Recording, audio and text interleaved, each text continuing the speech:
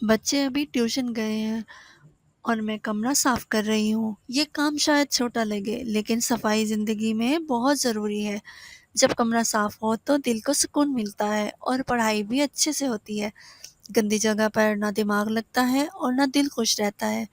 اسی لیے ہمیشہ یاد رکھو، جس طرح آپ کتابوں کو ترتیب سے رکھتے ہیں ویسے ہی کمرہ اور اپنی چیزیں بھی صاف رکھنا چاہیے۔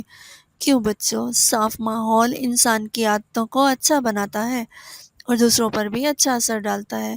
اسی لیے صفائی کو کبھی معمولی نہ سمجھنا، یہ ہماری زندگی کو خوبصورت اور آسان بناتی ہے۔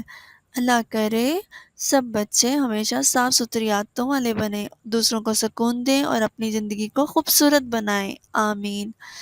دیکھو بچوں، اگر آپ کو یہ ویڈیو اچھی لگی تو لائک کریں۔